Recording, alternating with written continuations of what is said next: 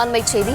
அண்ணா பல்கலைக்கழக மாணவி பாலியல் வழக்கில் கைதான ஞானசேகரனிடம் மீண்டும் விசாரணையை துவங்கியிருக்கிறது சிறப்பு குழு. விவரங்களை தர இருக்கிறார் செய்தியாளர் முரளி. முரளி, விவரங்களை வழங்கலாம். வணக்கம். அண்ணா பல்கலைக்கழக மாணவி பாலியல் வன்கொடுமை செய்யப்பட்டது தொடர்பாக இதில் குற்றம் சாட்டப்பட்ட நபர் ஞானசேகரனுடைய மனைவியிடம் நேற்று 6 மணி நேரம் சிறப்பு குழுவினர் விசாரணை மேற்கொண்டார்கள். இந்த நிலையில் நேற்று அந்த விசாரணை முடிந்த பிறகு நேற்று அவர் ஸ்டான்லி அரசு மருத்துவமனைக்கு நேரடியாக சென்று அந்த சிறப்பு குழுவினர் அவரிடமும் விசாரணை நடத்தியிருக்கிறார்கள். இந்த விசாரணையில் நடைபெற்று வரக்கூடிய சூழ்நிலையில் வாக்குமூலத்தை அடிப்படையாக வைத்து நேற்று ஞானசேகரன் வீட்டில் சிறப்பு புலனாய்வு குழுவினர் சோதனை மேற்கொண்டு சொத்து ஆவணங்களையும் அதே போன்று பட்டா கத்தி, ஹார்ட் டிஸ்க், பென்ட்ரைவ் உள்ளிட்ட முக்கிய ஆவணங்களையும் 2 அட்டை பெட்டிகள் எடுத்து சென்றது குறிப்பிடத்தக்கது.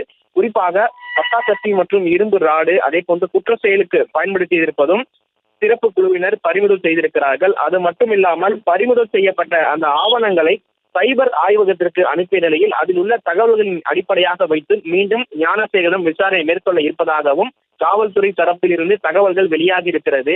இந்த நிலையில் ஞானசேகரனின் அவருடைய பயன்படுத்திய அந்த ஜீப் அதே போன்று பிரியாணி கொண்டு செல்லக்கூடிய அந்த வாகனம் ஆகியவற்றுக்கு முறையாக பைனான்ஸ் கட்டாததால் அதனை பறிமுதல் செய்திருப்பதாகவும் காவல்துறை தரப்பிலிருந்து தகவல் தெரிவிக்கப்பட்டிருக்கிறது. இந்த மாணவி கொடுத்த புகாரின் அடிப்படையில் தொடர்ச்சியாக 3 துணை ஆணையர்கள் தலைமையிலான இந்த சிறப்பு குழுவானது அமைக்கப்பட்டதிலிருந்து நீதிமன்ற உத்தரவுப்படி ஒவ்வொரு விசாரணையும் தொடர்ச்சியாக அவர்கள் ரெக்கார்ட் செய்வது மட்டுமில்லாமல் ஆவணமாகவும் பயன்படுத்தி வருகிறார்கள்.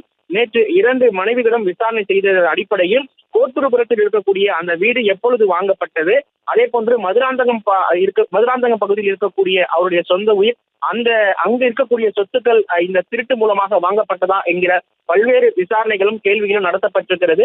மேலும் திருட்டில் வளர்க்கக்கூடிய அந்த நகைகள் மூலமாக இவருடைய மனைவிகளுக்கு கொடுக்கப்பட்டிருக்கிறதா என்கிற பல்வேறு கேள்விகளும் வீடியோ மூலமாகவும் ஆதாரப்பூர்வமாக எடுக்கப்பட்டிருக்கிறது. இதன் அடிப்படையில் அந்த பாலியல் வன்கொடுமை செய்யப்பட்ட சமயத்தில் ஒருவர் பேசியதாக கூறப்பட்ட நிலையில் அந்த கால் ஹிஸ்டரி எடுப்பதற்கு சைபர் பிரிவு காவல்துறையினரும் விசாரணை மேற்கொண்டு வருவதாக காவல்துறை தரப்பிலிருந்து தகவல்கள் வெளியாகி இருக்கிறது. தர்ஷினி,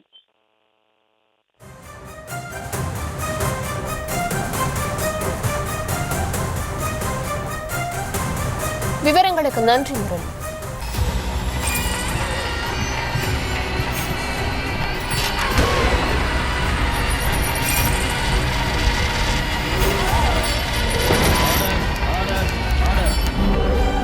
நிகழ்தகவு குற்றங்களின் மறுபரிமாணம். நாள்தோறும் இரவு 10 மணிக்கு இணைந்திருங்கள் நமது நியூஸ் தமிழ் தொலைக்காட்சியோடு.